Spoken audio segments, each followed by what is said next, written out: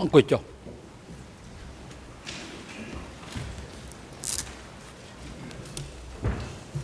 អង្គជំរាបប្រកាសបន្តកិច្ចដំណើរការនីតិវិធីសកម្មភាពហើយមុននឹងផ្ដល់វិធីការជូនទៅក្រមមេធាវីនាំមុខតំណាងដើមម្ដងរដ្ឋបាលនីអង្គជំរះសូមធ្វើការតបទៅនឹងសំណើសុំរបស់មេធាវីអន្តរជាតិការពីក្តីលោកនួនជាការពីមុស្លឹមព្រឹកមិញពាក់ព័ន្ធទៅនឹងប្រតិចរិតនៃកិច្ចដំណើរការសកម្មភាពពិភាក្សាដេញដោលស្ដាប់សក្ខីកម្មអ្នកជំនាញ David Chandler អង្គជំរះសូមជម្រាបលោកមេធាវីហើយនឹងក៏ដូចជាភាគីដទៃទៀតដែរថាដំណើរការនៃការចាត់ចែងលើប្រតិចរិតមិនមែនជាសមត្ថកិច្ចរបស់អង្គជំនុំជម្រះសាលាដំបងនោះទេវាស្ថិតនៅក្នុងការចាត់ចែងរបស់អង្គភាពគ្រប់គ្រងតុលាការហើយបញ្ហាទី2គឺតាមបទពិសោធន៍ដែលយើងបានធ្វើកន្លងមកនេះទំនងជាការដែលធ្វើឆាប់ពេកនោះគឺមិនជាអាចធ្វើទៅបាននោះទេគឺទាមទាររយៈពេលមួយដែលយើងបានធ្លាប់ទទួលប៉ុន្តែទោះបីយ៉ាងណាក៏ដោយក៏សូមសំណូមពរដល់ខាងអង្គភាពគ្រប់គ្រងតុលាការសូមជំរុញនៅកិច្ចដំណើរការនៃការធ្វើប្រតិចរិតនេះដើម្បីឲ្យបានកាន់តែឆាប់កាន់តែល្អដើម្បីបម្រើដល់ក្តីត្រូវការរបស់ភាគីដែលពាក់ព័ន្ធនឹងរឿងក្តីនេះហើយទន្ទឹមនេះផងដែរគឺអង្គជំរះក៏សូមជម្រាបរំលឹកដល់ភាគីផងដែរថាសុទ្ធតែមានបុគ្គលិកជំនួយការរៀងៗខ្លួនដូច្នេះគឺក្រៅពីប្រតិចរិតក៏យើងអាចមានលទ្ធភាពក្នុងការធ្វើការកត់ត្រាឲ្យបាន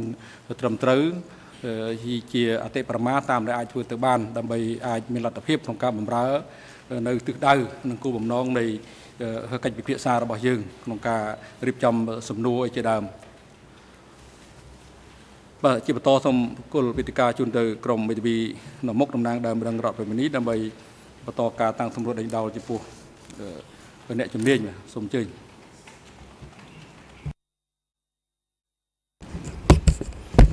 សូមអរគុណលោកប្រធានខ្ញុំបាទសូមគោរពលោកប្រធាននិងលោកស្រីចៅក្រមព្រមទាំងអង្គសកម្មការជាទីគោរពលើកទី2សូមជម្រាបសួរលោក David Chandler បន្តទៅទៀតនេះគឺខ្ញុំសូមបន្តសំណួររបស់ខ្ញុំពីពេលសម្រាប់ពិសាហាថ្ងៃត្រង់នេះជាមួយនឹងសំណួរតេតិនជាមួយនឹងការបញ្ជូនលោកអៀងសេរីទៅនៅជាមួយព្រះបាទសម្ដេចព្រះនរោត្តមសីហនុនៅពេលកាលពីឆ្នាំ1971សំណួរខ្ញុំសួរថា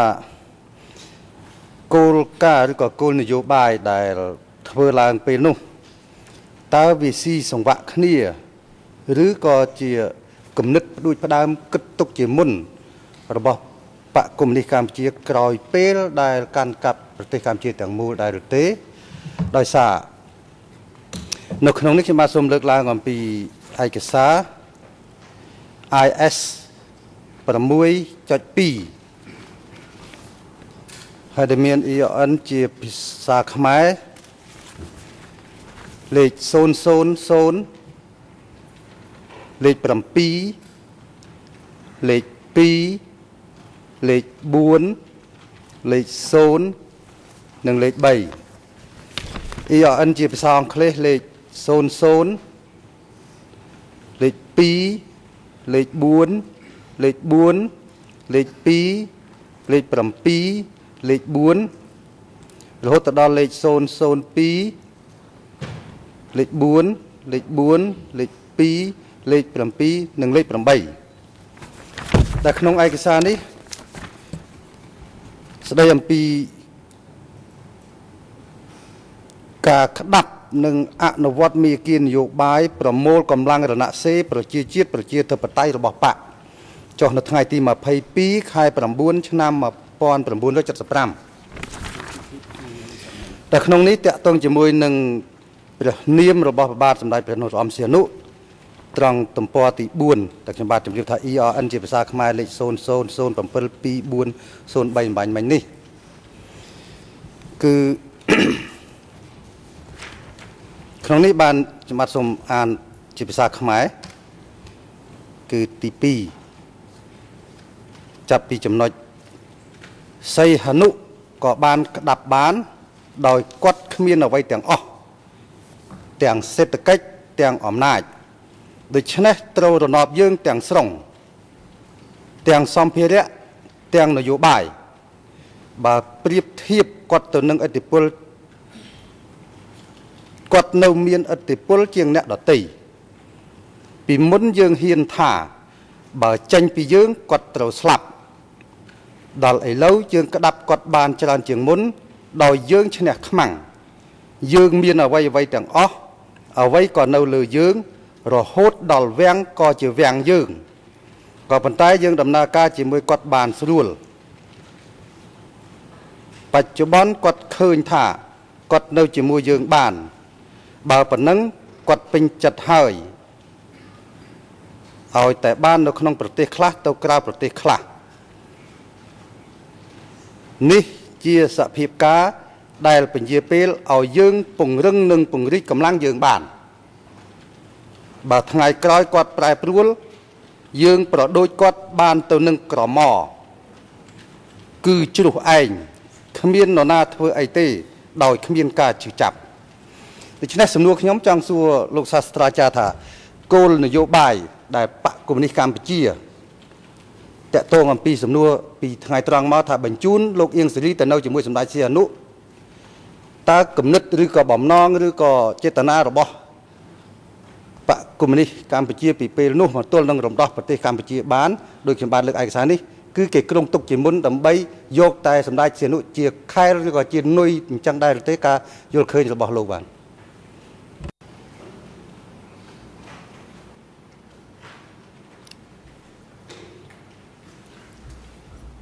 I think you, I think you can infer that conclusion. We've covered a bit of this before. I just want to make certain that they certainly had no interest in returning Sihanouk to any kind of genuine power at any point. And as I mentioned earlier also, and it's mentioned in one of the documents and the footnotes in Pol Pot Plans the Future, that the death of Zhou Enlai in early 1975 gave the CPK impetus to move against Sihanouk, since they now believed, and I think truly, that he no longer had the level of support in China that he enjoyed. So I think the official word in 71 would have been liaison, and that's certainly the way that Ieng Sary would have described his task when he was there. But what the actual intentions were, it's impossible to say, so I won't. គំនិតរបស់គេគ្រងមុនឬមុននោះគឺខ្ញុំពិបាកនឹងប្រាប់លោកបាទសូមអរគុណសំណួរខ្ញុំបាទសូមបន្តទៅមុខទៀតតកតងជាមួយនឹងរាជរដ្ឋាភិបាលបង្រួមជាតិកម្ពុជាដែលមានសម្ដេចព្រះនរោត្តមសីហនុជាប្រធានតាំងពីតស៊ូចាប់ពីឆ្នាំ1970ដល់75និងរណសេររំដោះជាតិកម្ពុជាដែលយើងហៅថាក្រមខ្មែរក្រហមនោះតែលោកអាចជម្រាបអង្គសវនាការបានទេថាការចរចាក៏ដោយឬក៏ការព្រមព្រៀងគ្នាមុនពេលរំដោះយកប្រទេសកម្ពុជាបាននៅក្នុងឆ្នាំ1975នោះតើព្រះបាទសម្ដេចនរោត្តមសីហនុឬក៏រាជរដ្ឋាភិបាលបង្រួមជាតិកម្ពុជាលោកដឹងថានយោបាយរបស់ក្រមរណសេររំដោះជាតិកម្ពុជាឬក៏ក្រមខ្មែរក្រហមនេះមានផែនការនឹងមិនទទួលយករបបរាជានិយមដែរទេ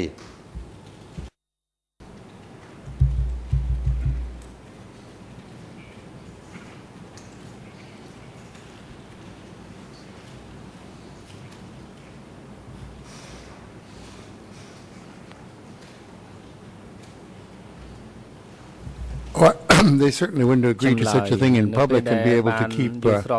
Norodom Sihanouk in command, but I think he sensed that this was going to be his fate, and he's mentioned that in all his volumes of memoirs. គឺលិខិតជំនួយស្មារតីរបស់គេនោះ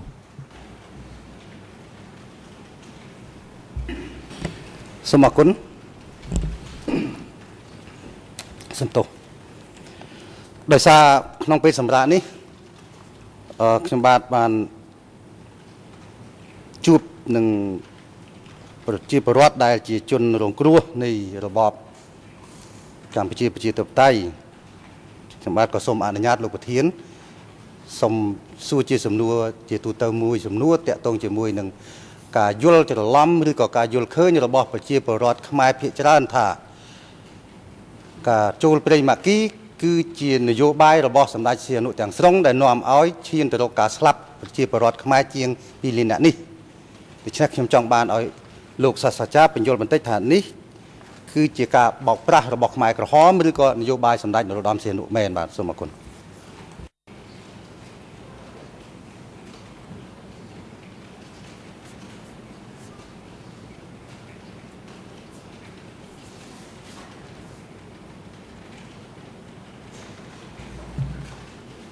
Well, no, in a way, it was both. I mean, it was a genuine appeal. It was his voice. It's something, an appeal he's admitted making. I don't think he was given full authority to write the actual text himself. But this is, again, a supposition. I'm sure he was not told by the Khmer Rouge, say anything you like. This was a controlled speech. Wasn't quite, in fact, a trick. I see why you've asked that, but it was more like, I think, to give the Khmer Rouge some credit, a recruiting tool. I think they knew that the prince retained a lot of popularity in the countryside, and they thought that they could get more support by joining the front that has just been secretly joining the front that had just been set up in Beijing. This turned out to be the case. We still don't know, and I said this morning, how many people heard the appeal, how many people obeyed the appeal, how many people, once they had gone into the Maquis, found that the situation was not something that pleased them and left. How many were executed? You can say some people at each one of those stages. Some people heard, some people accepted, so on. But we can't say how many or how effective it was. Certainly, there is evidence in 75 that the coup enraged some of the rural population sufficiently so that they could storm into, I think it was Kompong Cham, and assassinate Lon Nol's brother there, who was considered to be, part of the problem as the brother of the man who's... So there was certainly anger there. How long that anger lasted, how well it was mobilized, I can't say precisely.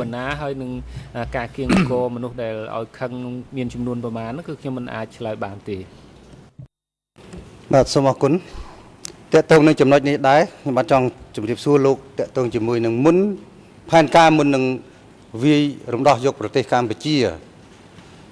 មុនឆ្នាំ 1975 តើលោកបានស្វែងយល់ដែរឬទេតើតើជាមួយនឹងសេចក្តីសម្រេចរបស់បកកុម្មុយនីសកម្ពុជាដែលសម្រេច 8 ចំណុច ក្រោយពេលដែលរំដោះប្រទេសកម្ពុជាបាន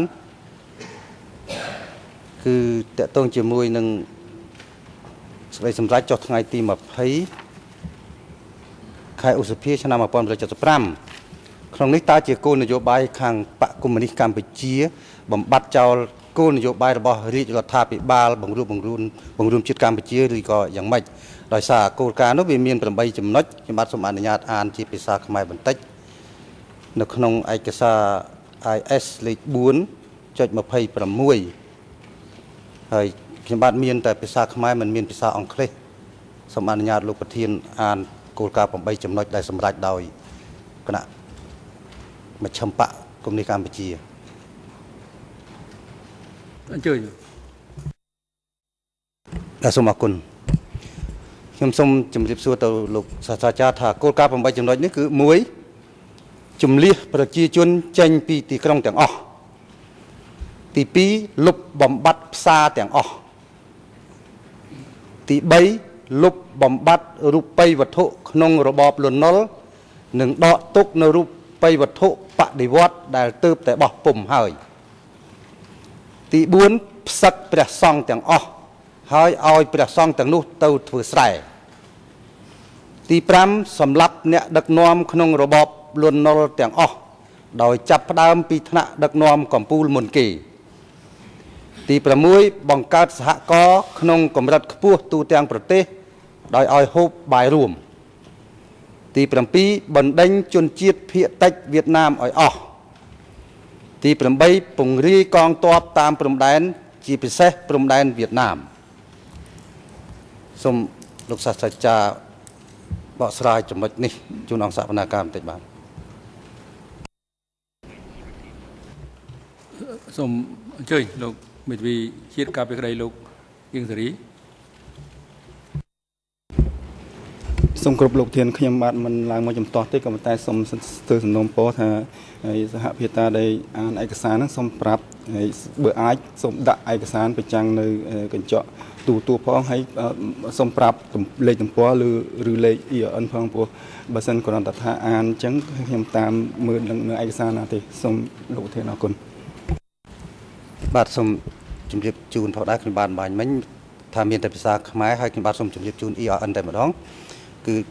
ទំព័រដែលខ្ញុំបាទអាននេះគឺលេខ0 0 3 1 5 0 5និងលេខ1ហើយ IS លេខ4 ក្បៀស26ខ្ញុំបាទមានតែភាសាខ្មែរនេះទេយើងប្រចាំងបានទេ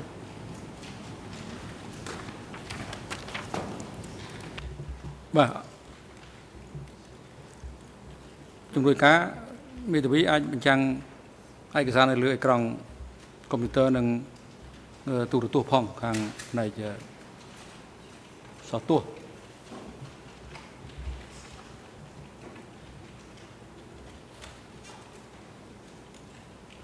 ហើយគួរតែរៀបចំសំណួរឲ្យបានល្អដែរដល់ពេលយើងសំណួរសួរដល់អ្នកជំនាញឲ្យគាត់បកស្រាយវាអត្ថន័យវាអាចខុសគ្នារវាងការសំណួរផ្សេងទៀតដែលរៀបចំដោយភាគីពីមុនគេតាំងសំណួររបៀបគ្នាប៉ុន្តែគេប្រើពាក្យពេចន៍ខុសពីនេះដើម្បីឲ្យទំនងជាក្នុងការសួរទៅដល់អ្នកជំនាញ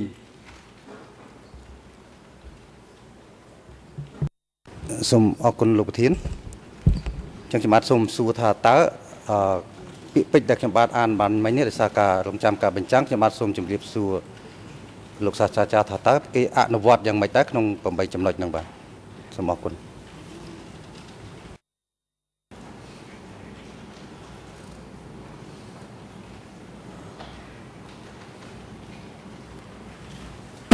No, and I don't have any specific comments. I am reading them in Khmer on the screen. They're certainly very clear, the set of policies that they set out. I think in almost every case, these policies were followed. The level to which law and order officials or were executed has never been entirely clear. The purge, as I said earlier, stopped or slowed down in late 75. The other policies were adhered to throughout the regime, and it's interesting, as you pointed out, it hasn't been mentioned before. A set of paper currency had in fact been prepared for the regime. Printed in, I think in China, that for the regime, they rejected using it, which suggests that the decision to abolish money may have been later than some of the other decisions that the other policies were already in place. But that's just, again, a supposition. We know the money, which you could still buy in the market, was never circulated.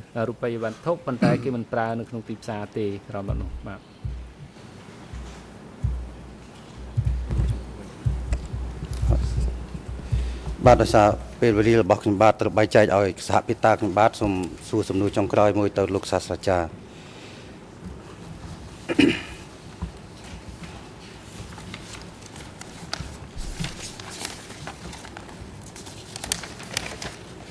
សំណួរខ្ញុំបាទសួរថា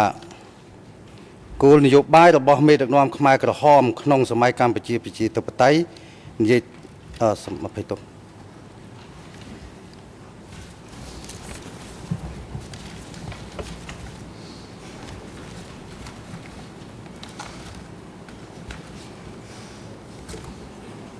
សូមភ័យទោសគឺឯកសម្បត្តិសូមលើកយកឯកសារមួយទៀតគឺ 3/17 ទំព័រ231 EIN ជាភាសាខ្មែរលេខ0លេខ0លេខ8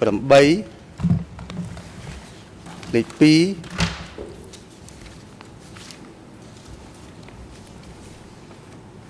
ភ័យទោសអានច្រឡំបាទសូមលោកប្រធានសូមភ័យទោស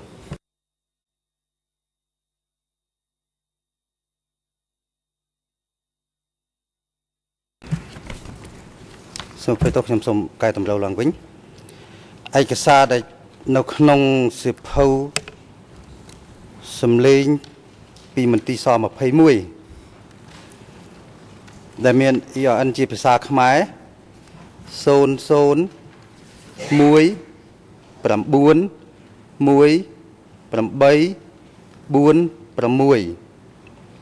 ERN ជាភាសាអង់គ្លេស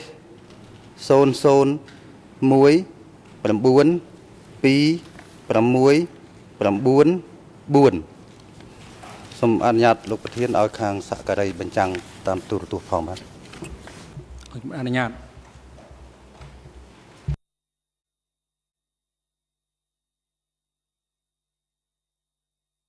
បើកក្បាលមីក្រូសិនសូមអរគុណលោកប្រធាននៅក្នុងឯកសាររបស់លោកបានសរសេរនេះតកតងជាមួយនឹងពួកមេដឹកនាំកម្ពុជាប្រជាធិបតេយ្យខ្ញុំសូមអានតែម្ដងបានផ្ដល់អធិភាពខ្ពស់បំផុតដល់ការងាររបស់ស21ក្នុងការការពារក្បាលម៉ាស៊ីនមជ្ឈិមបករបស់ខ្លួនអនុលេខាបកកុម្មុយនីសកម្ពុជានួនជាបងធំទី2បានបញ្យលគណៈប្រតិភូដានមៈមួយក្រុមដែលមានសមានចិត្តនឹងកម្ពុជាប្រជាធិបតេយ្យហើយដែលបានមកបំពេញទស្សនកិច្ចនៅខែកក្កដាឆ្នាំ1978ថាយើងត្រូវតែការពារក្បាលម៉ាស៊ីនដឹកនាំឲ្យបានទោះជាត្រូវលះបង់អ្វីក៏ដោយប្រសិនបើយើងបាត់បង់សមាជិកតែនៅសល់អ្នកដឹកនាំយើងអាចបន្តយកជ័យជំនះបានការបាត់បង់សមាជិក200ឬ300នាក់មិនអាចប្រៀបនឹងការបាត់បង់មេដឹកនាំ2ឬ3នាក់បានទេយើងសុខចិត្តបាត់បង់សមាជិក200ឬ300នាក់តែយើងមិនអោយបាត់បង់មេដឹកនាំ2-3នាក់ឡើយបើពុំដូច្នោះទេបកនឹងគ្មានអ្នកដឹកនាំនឹងពុំអាចដឹកនាំការប្រយុទ្ធបានឡើយក្នុងចំណុចនេះខ្ញុំបាទចង់សួរលោកសាស្ត្រាចារ្យថាការស្វែងយល់របស់លោកសាស្ត្រាចារ្យតើគំនិតនេះមេដឹកនាំកម្ពុជាប្រជាធិបតេយ្យនិងគណៈមជ្ឈិមបកកុម្មុយនីសកម្ពុជាគេយល់ឃើញថាមានតែក្រមរបស់គេទេទើបអាចដឹកនាំប្រទេសបានឬយ៉ាងម៉េចក្រៅពីខ្លួនគេឬក៏ក្រមរបស់គេបាន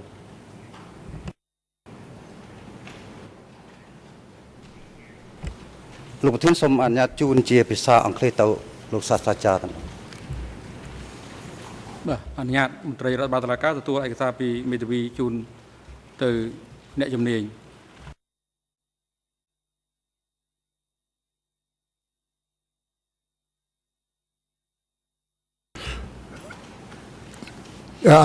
I was following along with the Khmer. This is a famous passage, I think very revealing about the operations of Democratic Cambodia, primarily because it was given, as most documents to foreigners were not, to someone that seemed to inspire trust. So therefore, in answer to your question, my opinion, and it is an opinion, is that Nuon Chea, in making these statements, was completely sincere and was describing a policy that other evidence suggests was indeed widespread in the party, that protecting the leaders of the party was of extreme importance. Duch said the main objective of S21 was to protect Angkar, Angkar being the leadership of the party. So this is a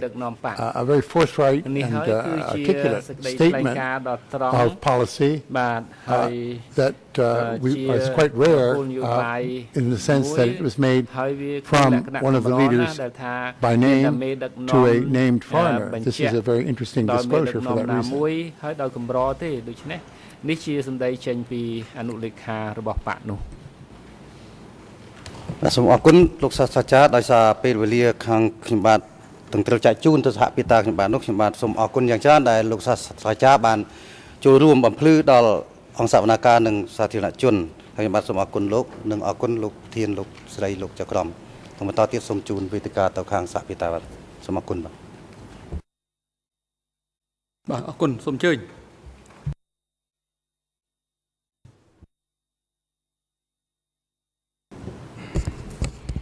Bonjour Monsieur le Président, bonjour Mesdames, Messieurs les juges. Bonjour à tout le monde, bonjour aux parties civiles ici présentes, bonjour Monsieur l'expert. Je vais vous poser quelques questions, rapidement d'ailleurs, parce que le temps nous est compté et que mon confrère Olivier Baoun va prendre la relève sur des questions plus précises et plus factuelles. Je voulais tout d'abord revenir sur une question qui a été évoquée, celle du secret. La politique du PCK ou en tous les cas des hauts dirigeants a privilégié le secret. Alors ma première question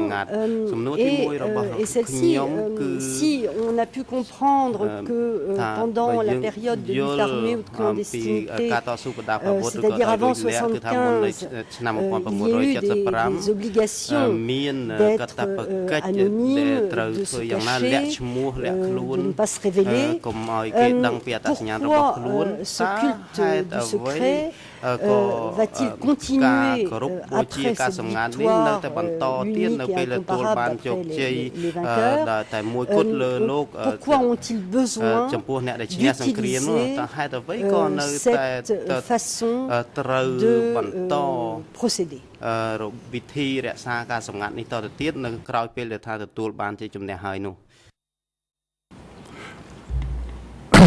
That's an excellent question. I think it was, I would, with permission, rephrase this slightly. It certainly wasn't necessary to do this in any sense, but it was felt to be necessary by the leaders. The reason it was felt to be necessary because this is a policy that had succeeded for so long, that kept all the major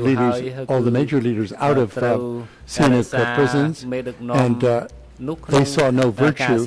in explaining who they were, what they were doing, and a great virtue in continuing what had been for them a very successful policy. I agree it's baffling to outsiders, but that's my explanation.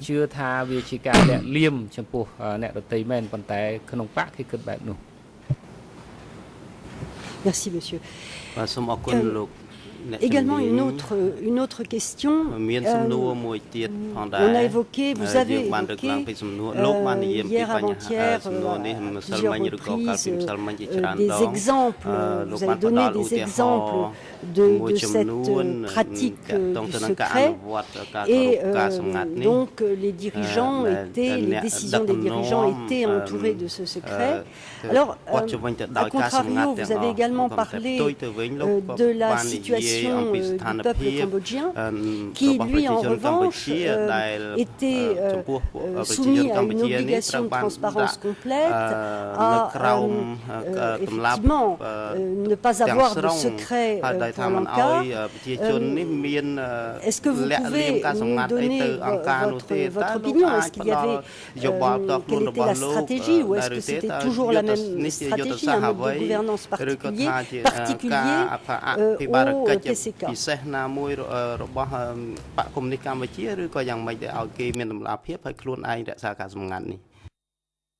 That's a fascinating question. It's hard to answer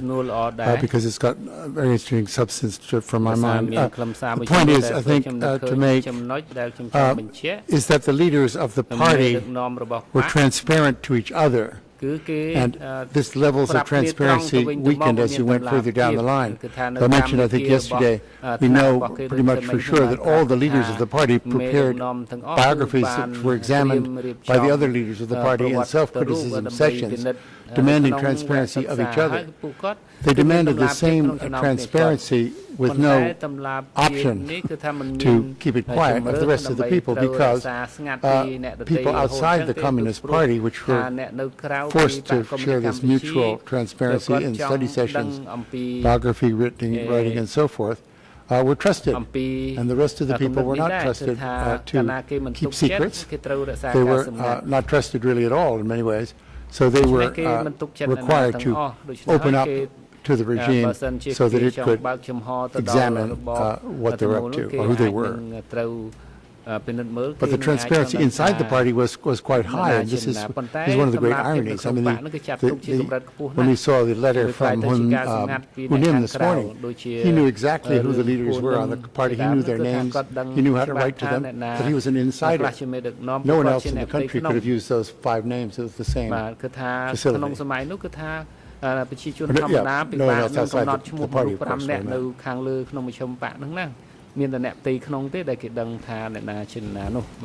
Merci, monsieur l'expert. Petite question qui me vient à l'esprit.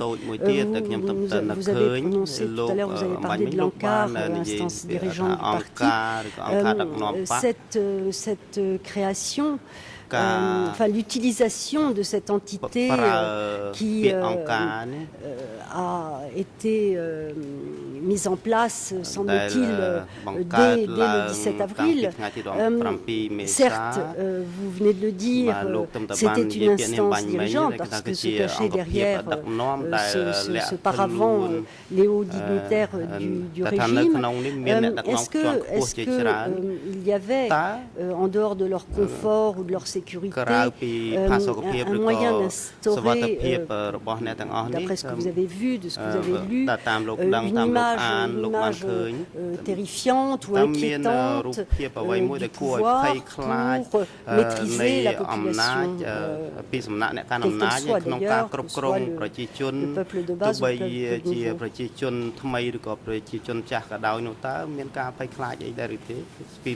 nouveau. Yes, I certainly think it was. People were not told what ANCAR was. With interviews I've conducted and other people have conducted with survivors of the regime, many Cambodians thought ANCAR was a person. The word means organization, but they thought it was a person's name. There was a single person behind this, an unseen person, and one of the sayings of the survivors was that ANCAR has as many eyes as a pineapple, meaning ANCAR, which they claimed, the officials claimed also, can see everything. They can see everything that's going on. We know who you are. And of course, as I said earlier in another context, this is the same as saying this room is filled with enemies. I mean, the listeners wouldn't know who was saying that. It could possibly be someone, probably was someone in the village, a representative of the party. They might not know who that person is. People would walk around underneath their houses at night listening to their conversations. There was surveillance and control. But if you asked, in Cambodia, as people in the room know, is a very, how do you say, personal nation. They kept saying, who is this? No information. So it is frightening. Very unusual for Cambodia to be told, who's saying this? Say, I won't say. That's a secret. It's not normal, not natural.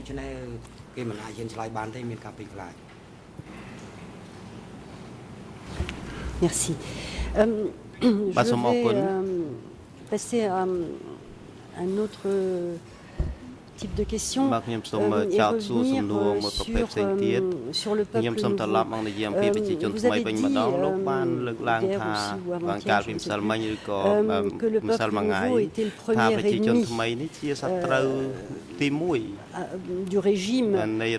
dès le 17 avril parce qu'il symbolisait le féodalisme, je vais y arriver, excusez-moi, l'impérialisme. Est-ce que ce sont les seules raisons d'avoir stigmatisé ce peuple nouveau d'ennemis? Est-ce que vous avez d'autres explications immédiates à nous donner?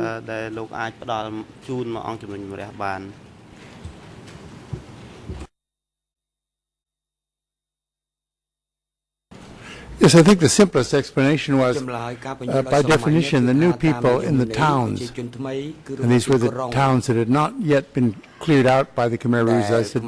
yesterday, I think, several towns had already been evacuated, and the population driven out of them, Udong, Stung Treng, Krache, and one other. These people, by remaining in the towns, were by definition people who had not participated in the revolution. And since that was the only approved behavior for the Cambodian population, these people were outside that group. This made it very easy for them to be defined as an enemy, a Khmer or a traitor, a kabot, to the winning group, the Communist Party of Kampuchea. The other dimension of the usefulness, popularity among in the ranks of the CPK for calling these people enemy is again something I've mentioned before, is that city dwellers themselves were named as the main enemies of the rural population. Rural population were told that American bombers were coming from Phnom Penh. So people, there's lots of evidence of this. The forces that entered Phnom Penh and some of the forces that entered from Battambang, there's evidence there, were extremely angry. They'd been told to be angry. They'd been told this was a place that was not just a Western American, but a place that was out to destroy them. The cities. And so the cities were the place of the new people, who were also just by definition people who had not taken part in the revolution, which makes them, in Khmer's thinking, not us but them, in other words, enemies.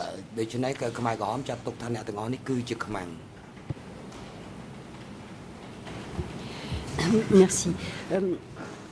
Vous venez d'évoquer Kratier et Wudong. Je vous pose la question, je pense qu'elle est évidente, mais à cette époque, quand il y a eu ces évacuations, la population, les habitants n'ont pas été qualifiés de peuple nouveau.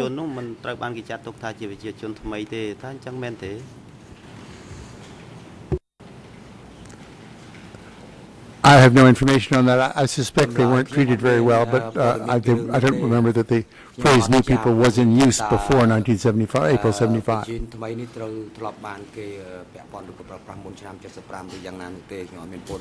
Merci. Est-ce que lors de...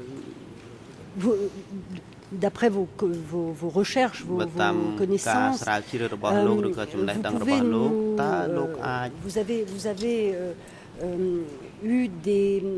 détails factuels sur les conditions d'évacuation de Phnom Penh en particulier, c'est-à-dire quelles ont été les conditions sanitaires, les conditions alimentaires, les conditions, comment la soldatesque jeune a accueilli, entre guillemets, cette population jetée sur les routes. Est-ce que vous avez des éléments et des détails plus précis sur ces événements?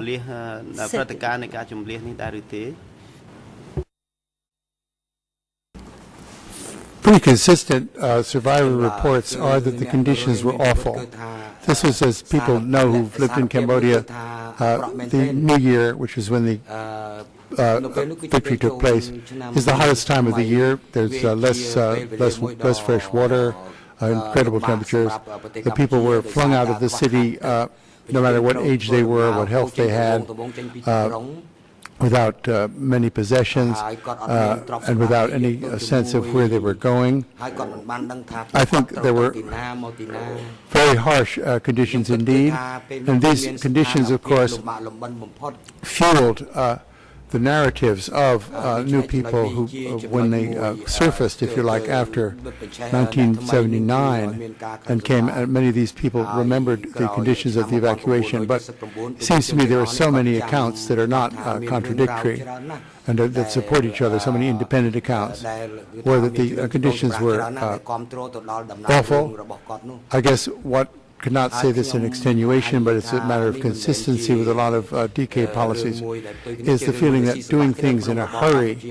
was the correct way to do things. Doing things slowly was the old way of doing things. So in other words, people were not allowed a day or so to prepare. And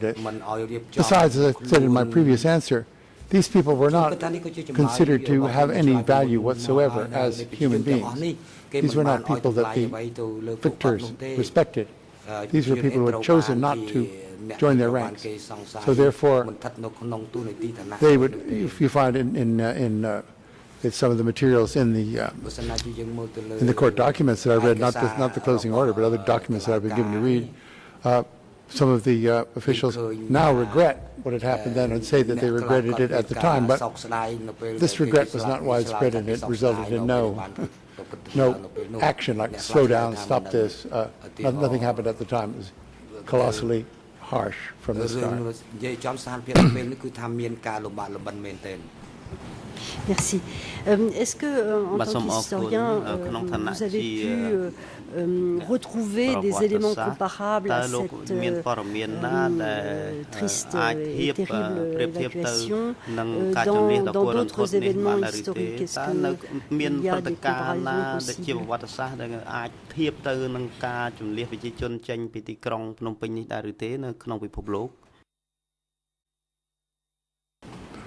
Well, again, I mentioned, I think,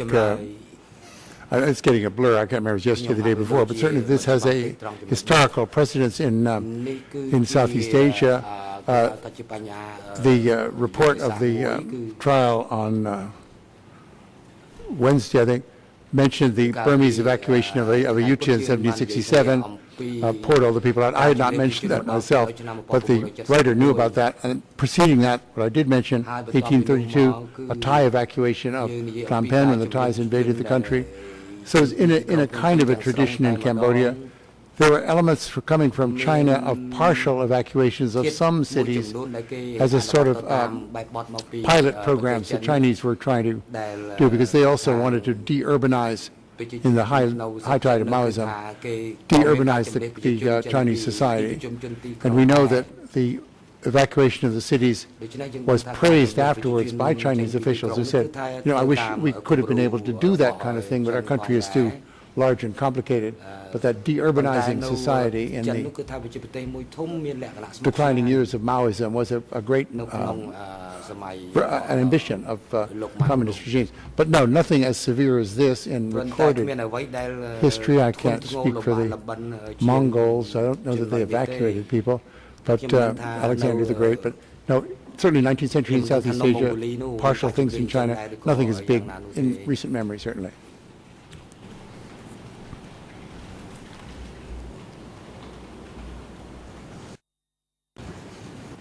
Merci. Hier, vous avez donné et rappelé ce que vous écrivez d'ailleurs, ce que vous avez écrit dans vos livres, quels étaient en quelque sorte la qualification que l'on donnait au peuple nouveau et le traitement qu'il a subi. Très rapidement, je rappelle, vous avez parlé en particulier de la déportation en 1976 dans le nord-ouest, le travail forcé auquel a été soumis le peuple nouveau. Vous avez qualifier leur situation d'esclaves. Vous avez également rappelé que ce peuple nouveau n'avait pas le droit de vote au moment de la seule élection législative qui a eu lieu. Vous avez, et vous l'avez rappelé tout à l'heure, également dit que ce peuple nouveau était aux yeux des dirigeants irrécupérables et que leur mort indifférait le régime. Et vous avez dit également quelque chose qui est très marquant, qu'il y avait en fait, qu'après avoir consommé le peuple nouveau, eh bien, les dirigeants étaient passés à autre chose, c'est-à-dire à attaquer les cadres. Donc, le peuple nouveau n'a pas été le seul, et vous en avez beaucoup parlé ce matin, à être victime de cette attitude du pouvoir et de cette tendance à le détruire. Alors, ma question, d'abord, première question, est-ce qu'il y a eu une volonté de destruction, de destruction, on peut détruire et ça tient encore debout, mais de destruction du peuple nouveau. Et également, à la suite de cette question, c'est est-ce que l'ensemble des traitements qui ont été infligés à ce peuple nouveau, c'est ce travail forcé, c'est cette déshumanisation, cette absence de droit, est-ce qu'il y avait une volonté d'isoler ce groupe de population, de le mettre à part, de le qualifier en quelque sorte, alors qu'ils sont nationaux de non-Khmer en quelque sorte. Est-ce que, d'après toutes les connaissances, toutes les recherches que vous avez pu emmagasiner, est-ce que vous avez ce sentiment? Est-ce que vous pouvez nous donner votre sentiment sur ce point?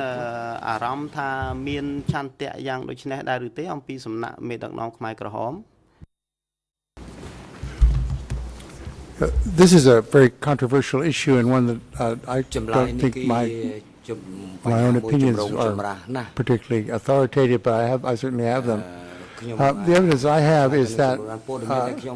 there was no systematic intention on the part of the leadership of the party to destroy the New People. This would have meant killing, for one thing, killing a lot more people than they killed. It also would have meant eliminating, as we know, the number of New People probably was in the vicinity of 3 million, 2.5 million. It would have ruined their country. I've been teaching the history of Cambodia over the years, and an image I use, it probably wouldn't apply in Cambodia, but if you've seen enough American crime movies, I think the way it operated was what you see a man coming into a store with a gun and he says, everybody behave and you'll all be all right, or comes into a bank. And the ones who don't behave get shot. The ones who do behave, the employees of the bank, it goes away and they continue to do what they're doing, it goes away with the money. So that seems to be the way it was. They threatened these people with that terrible motto and showed them that they thought they were worthless. And this was a mindset that had been drummed into them during the Civil War, that the people you're opposing you are not Khmer, they're not behaving decently, they're behaving barbarically. But I don't sense it's certainly not documented there's any intention to produce what Jean-Luc Couture called autogenocide, to produce this effect. It was an effect that was produced to a large extent by chance, by ferocity, and by other things like that. Now, another point, the clarification, of course, labor was enforced. Labor was enforced on everybody in the country. Base people did not get out of working much harder than they had ever worked in pre-revolutionary times. Everybody worked like just a lot all day in the sun. Slave labor was also national because there was no remuneration for any labor. The point is, some of the most difficult work in some of those inhospitable parts of the country were given to New People, I think purposely because a certain amount of casualties in those cases made no difference to the regime. 10-20%, that's fine. Down in the southwest, where you had very effective, quite severe government under Tamok, you have no evidence of that kind of thinking that we can lose 10 or 15% of the people by driving them too hard. They were overdriven in these areas where the New People were, because the whole country was working well, except for perhaps a handful of people, and were working much harder than they ever worked before. Now, I don't also see Khmer was a word that the DK never used. They never used this word. That word was associated with Lon Nol and with nationalism. They used Kampuchean, meaning Cambodian people, trying to avoid a racial characteristic that had so characterized Lon Nol regime. This changed in the later parts of the regime in '78, war with Vietnam. they start talking about the Cambodian race. You start getting a shunt, one of these many shunts I've been talking about, toward a real Cambodian bodies, Vietnamese heads, they become non-Cambodian. But they never referred to the, use the phrase, not Cambodian to the, of the new people. Whereas Lon Nol and his regime had referred to the communists as Tamil. The word coming from Sri Lanka for Tamil meaning non-believer, which was the same effect. These people are outside my moral ambit. Go ahead, you can kill a non-believer the same way you can kill an enemy of the people. Just different terms. But that's a very complicated issue, but I think we want to, I'm certainly not able to find or documentary evidence that there's a systemic policy at the top to destroy the new people as a group, as an entire group. That so many of them lost their lives, it would seem to many of the survivors, of course, that there must have been such a policy or else they wouldn't have died. But you have to say in Cambodia under DK, as I've written somewhere, there were 6 million stories. There are 6 million stories, and we've heard some of the stories are true, many of the stories are true, many of the stories have never been told. So it's very hard to say they were all intended to whatever. Monsieur Lesper, ce que vous venez de nous dire amène une toute petite question, la dernière.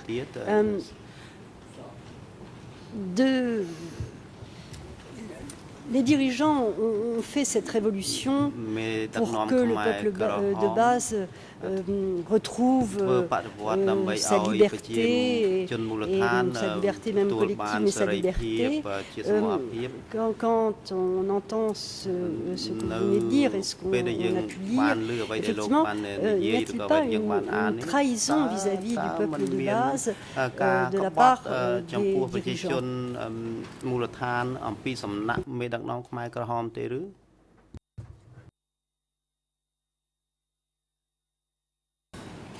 That's a nice question. I'm sure that some of them did feel this.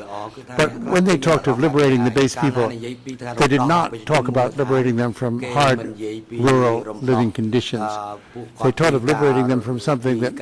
not all of them knew was the case, but some of them did, and provided, these people provided forces for the Khmer Rouge. This was to liberate them from the unequal and unjust social arrangements that had always characterized Cambodian society in terms of rich and poor, the haves and have-nots. They were have-nots, and they were told, now you will have. What they would have was not more freedom, more rights,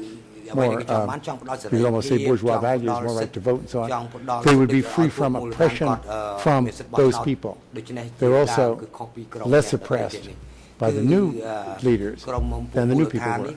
because they were the preferred people. But they weren't preferred in any, really in any material sense, except that you hear that food supplies were better handled in some of the areas where you had experienced category and fewer new people. There was less, maybe less starvation, and there was better control over production. But no, the base people were freed from feudalism, which many of them had no idea what it was. They were freed from, quotations, feudalism, freed from oppression by the cities, which some of them felt, some of them had no concern about. They didn't even know what the cities were like. So, yeah, I mean, it's an interesting question. You would have to say, you know, when they came in, did you really feel you were... But if they were talking in material terms, they have to say no. Because it's all ideological. It's an ideological liberation, not a it's an empowerment without any material components, except for the ones who were given guns. That's an empowerment. You're given a gun because you're on our side. So that's a bit of material. Otherwise, not. So you can say they were betrayed from our point of view.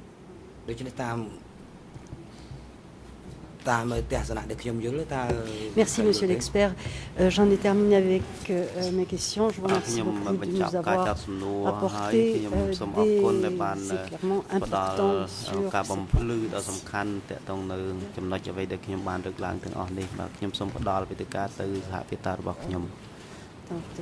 Monsieur le Président, mon confrère Olivier Baoun prend la succession des questions. Est-ce que vous ne pensez pas qu'il serait opportun de suspendre maintenant pour qu'il puisse développer ces questions une seule traite?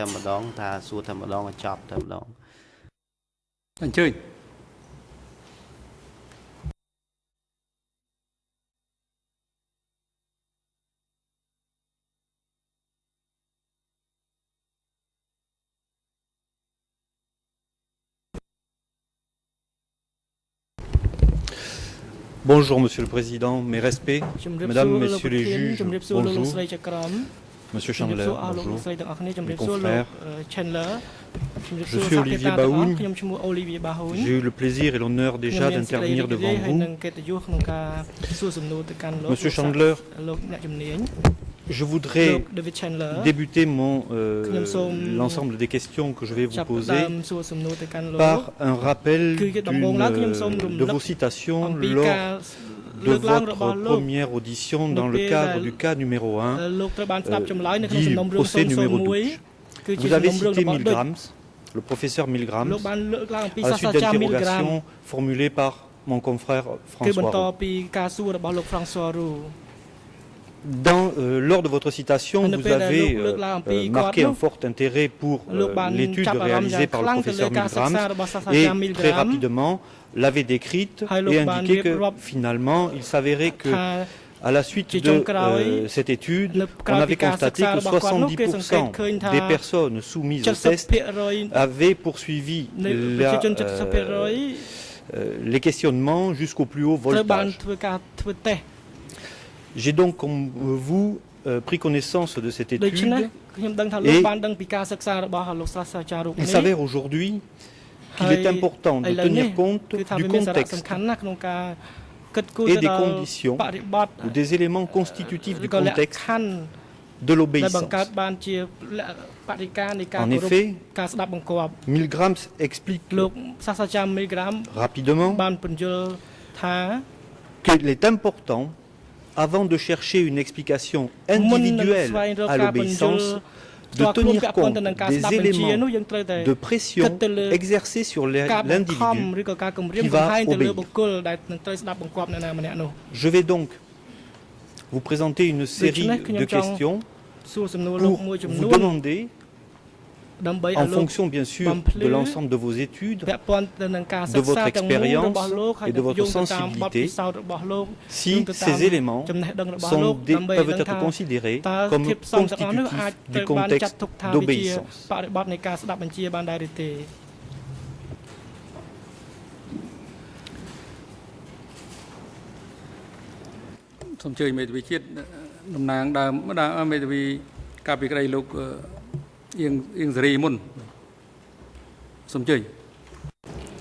Soomគ្រប់លោកប្រធានលោកស្រីចៅក្រមហើយសូមអធិស្ឋានក្នុងការឡើង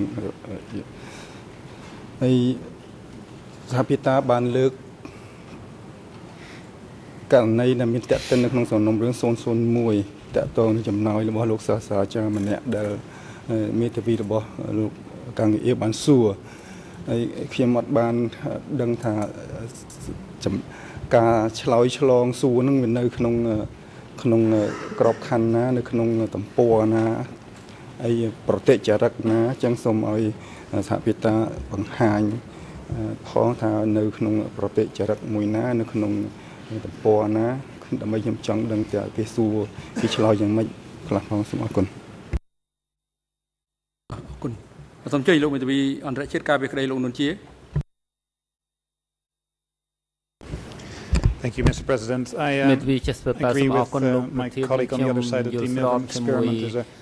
fascinating experiment, but I'd like to point out that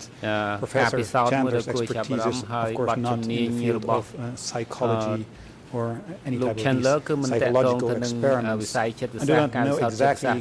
how my colleague will be phrasing his questions, and I'll be interested to hear them. But if they in any way call on the expertise or any supposed expertise of Professor Chandler in the field of psychology or any type of clinical psychological testing, like in the Milgram experiment, then I will object. So I just want to make that clear before actual situations are put before Professor Chandler. តម្រូវឲ្យអ្នកជំនាញ David Chandler ឆ្លើយនោះគឺមិនសមស្របបាទ Je peux répondre. លោកប្រធានខ្ញុំអាចឆ្លើយតបទៅនឹង À mon confrère cambodgien de l'équipe de Yang Sari, bien sûr, le professeur Milgrams n'a pas témoigné. C'est une référence donnée par le professeur Chandler lors de la conversation, mais je vous invite à prendre connaissance donc, du document ERN Khmer 0036 15 45. ERN anglais 00 36 14 54.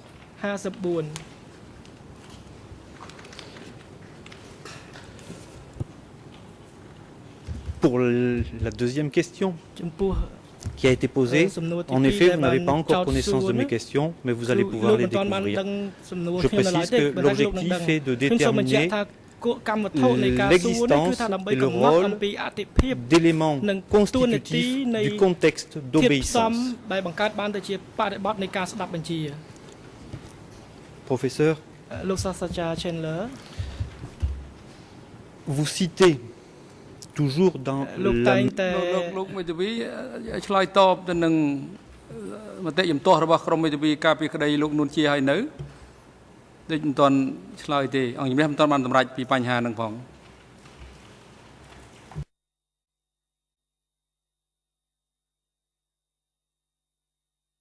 តើលោកមានមតិយោបល់អ្វីជំទាស់ទៅនឹងមតិជំទាស់តវ៉ារបស់ក្រុមមេធាវីការពីក្តី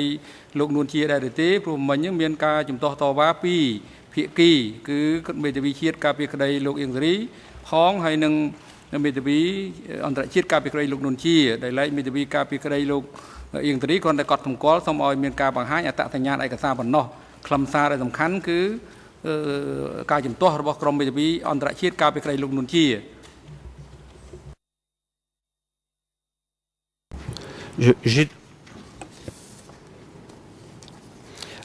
Concernant l'objection formulée par mon confrère de l'équipe Yang Sari,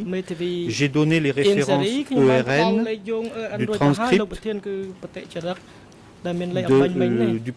du transcript de l'audition de M. Chandler dans le cadre du procès public numéro 1 de M. Douch. Ce sont carrément les pages qui visent la citation. Et j'ai précisé à mon confrère que bien... តបទៅនឹងចម្លើយការជំទាស់របស់មេធាវីការពីក្តីលោកអៀងលោកនួនជាដែរទេជំទាស់ទៅលើខ្លឹមសារទៅលើវិធីនៃការដែលលោកតាំងសំណួរបែបចិត្តសាស្ត្របែបវិទ្យាសាស្ត្រនេះដែលអ្នកជំនាញរូបនេះគឺមិនមែនមានគុណភាពក្នុងនាមអ្នកជំនាញប្រភេទនោះទេ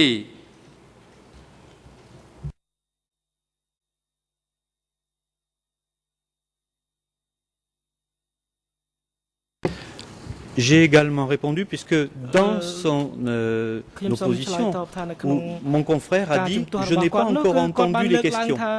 Donc, je vais poser les questions et il pourra juger si mes questions font appel à des connaissances psychologiques ou alors à des connaissances d'experts d'une personne qui a accumulé un grand savoir, qui a une expérience et une sensibilité. Voilà. Donc, je pense avoir répondu puisque je n'ai pas encore posé la question.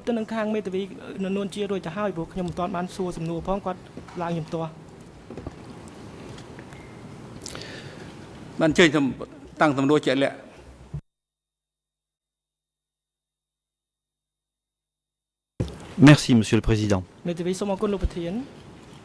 Professeur, pouvez-vous me dire quel était le niveau d'éducation de la paysannerie cambodgienne en 1975. Est-ce qu'il est possible sur une échelle que l'on qualifierait de très bon, moyen, faible, très faible, où vous situerez en 1975 ce niveau d'éducation, d'alphabétisation?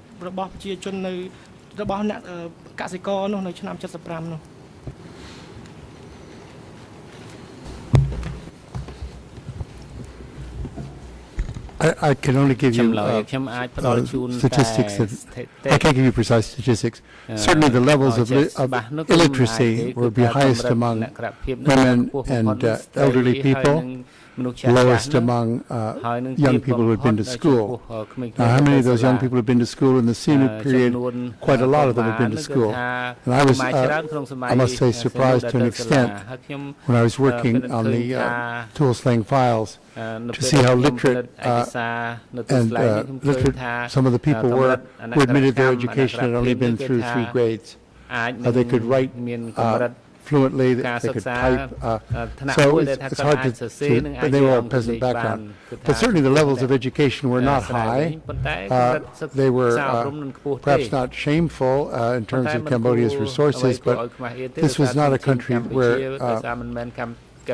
there were enough schools for the growing population, and the further back you got into the countryside, some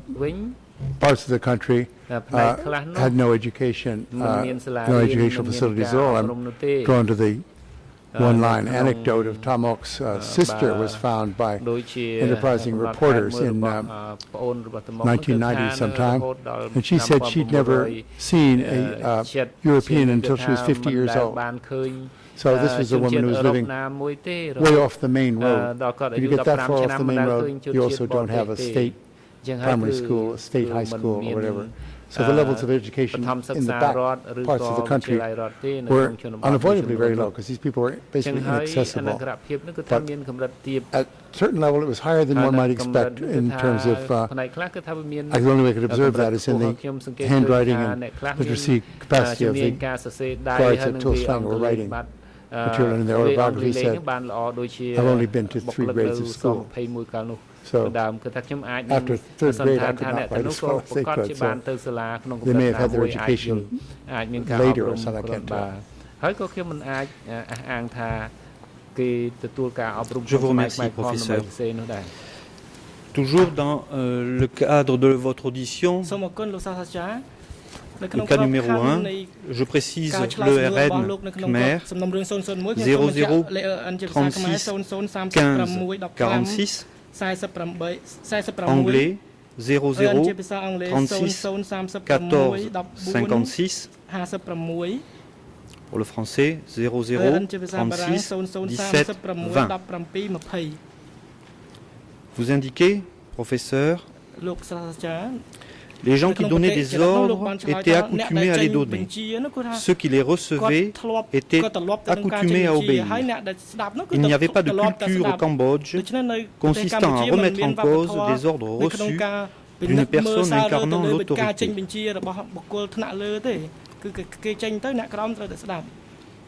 Autrement dit, on ne remettait pas en cause un enseignant.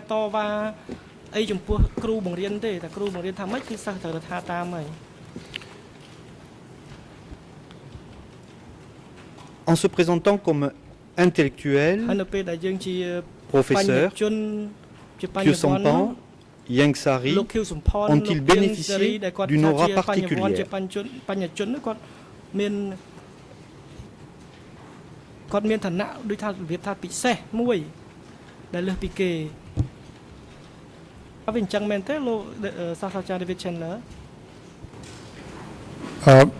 I'm not certain what kind of, if Ieng Sary enjoyed a particular status, so I have no record of what what effect his teachings had on his students. We do know, very interesting, it fits right into your question, that Pol Pot, as a teacher in the same school as Ieng Sary, got a very high opinion from his students not because he was allowed himself to be questioned, but because he did not bully and dominate the students. He was gentle with them, he listened to them. He was a person that a survivor told me in a very interesting sentence. He was a man when I met him when I was 14, could be my friend for life. Next sentence, he killed my parents. This was an impression this man made of being a non-conventional teacher. Kyu Sampon, as a teacher, the reputation I think he had as a teacher was very good. He had an excellent reputation in many, many ways in the pre-revolutionary period, as a teacher, as a journalist, as a singularly uncorrupt member of the National Assembly, as a conscientious cabinet minister. All these things earned him respect, not in the conventional way of the kind of respect given automatically to a boss, but respect because his conduct was unusual. In other words, Cambodians were quick to recognize when someone was behaving in a humane or interested way, but I still stand by my sentences in the sense that this was not the way most authority relationships were conducted. They were conducted in a very authoritative way, without any question of being allowed to talk back. I should just add that the word for obey in Cambodian, from the word to command, so it doesn't mean obey in an English sense or obéir in a French sense. It means to be commanded. You're in a condition of being commanded. That doesn't mean you're in a position to choose whether you can say yes or no. You've been commanded. You've been told what to do. Blah, blah, blah, the two words in Khmer. I think it's a real, I think it's an important distinction.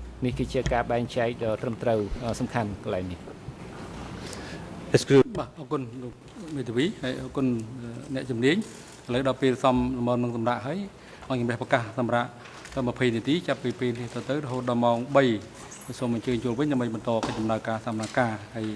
មន្ត្រីរដ្ឋបាលការរាប់រួលដល់កន្លែងសម្រាប់នៅបន្ទប់រងចាំសម្រាប់សាកសីអ្នកជំនាញដល់អ្នកជំនាញក្នុងរយៈពេលសុខសម្រាប់និងឲ្យអញ្ជើញគាត់មកកន្លែងប្រតិកម្មនេះវិញនៅវេលាម៉ោងបានកំណត់សម្រាប់ចុះសូមអញ្ជើញក្រោកចូល